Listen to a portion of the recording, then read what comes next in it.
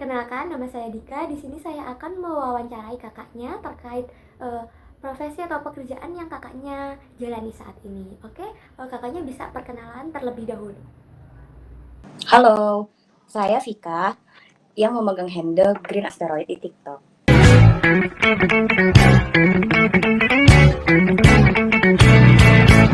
Saya sudah menggeluti bidang TikTok ini sejak 2023, mulai serius.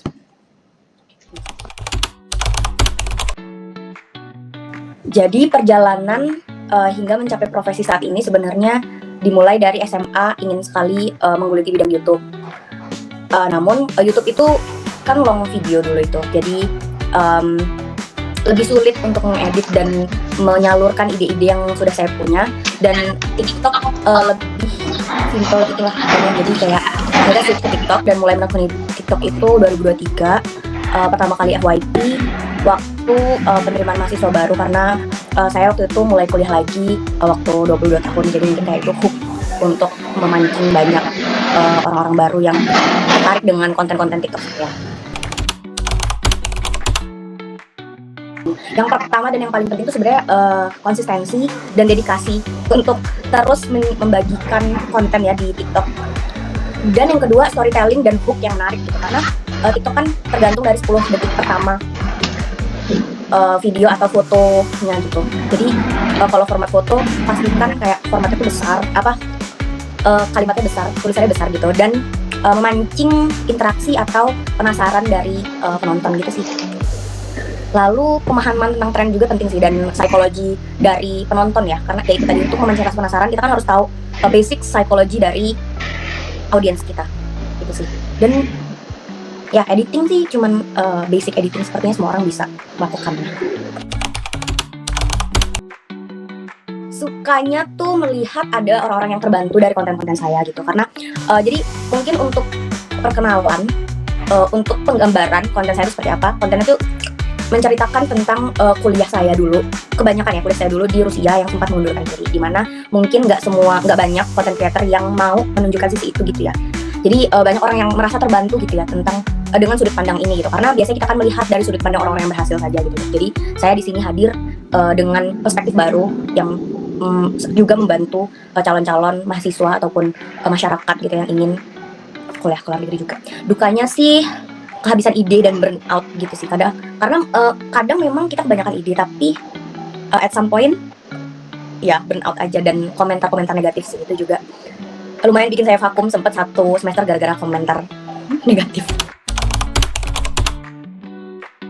Nah, dari terhadap karir yang ditekuni saat ini tuh lebih ke kontribusi terhadap masyarakat ya, seperti yang saya bilang tadi. Karena kalau untuk fee atau bayaran memang ada beberapa brand yang masuk, cuman kalau untuk memenuhi kebutuhan sehari-hari itu sangat tidak cukup ya untuk saya kalau sekarang ini.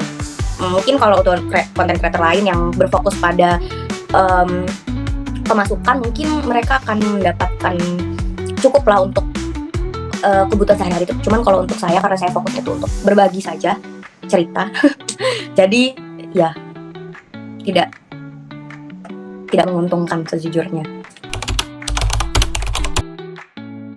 Intinya fokus pada value sih, karena kalau misalnya kita cuma ngejar views dan ketenaran dalam tanda kutip, pasti akan capek kalau nggak ada hasilnya gitu kan. Cuman karena driving force saya tuh lebih ke kayak, oh ada nih yang terbantu 1 atau 2 orang, oh ada nih orang-orang yang akhirnya terbuka bahwa kuliah di luar negeri itu memang sih seru, cuman banyak sisi juga yang orang-orang belum tahu gitu. Jadi kayak ya itu, ketika ada orang yang bilang kayak makasih ya kak sudah berbagi, atau banyak banget teman-teman yang sudah mengundurkan diri juga tapi mereka kayak terpuruk gitu ya setelah melihat konten saya. Mereka kayak merasa, oh ada temennya nih, oh ternyata saya nggak seburuk itu kok, oh ternyata dunia tuh nggak berakhir setelah kita drop out dari kampus luar negeri dan lain-lain. Jadi kayak itu membuat saya bersyukur ya, ternyata ada juga yang terbantu dengan konten-konten saya gitu, seperti itu. Mungkin lebih kenali diri sendiri dulu ya, karena kalau kita belum tahu nih diri kita tuh mau apa, kita nggak akan tahu kita harus menapak kemana gitu. Jadi kenali diri dulu, setelah itu baru tentukan karir yang benar-benar kita pengen, atau arah yang benar-benar kita pengen, atau big picture atau big goal kita tuh apa. Jadi nggak peduli jalannya lewat mana, intinya big picture ini terlaksana. Contohnya kalau big picture dari saya itu, saya ingin belajar dimanapun saya berada.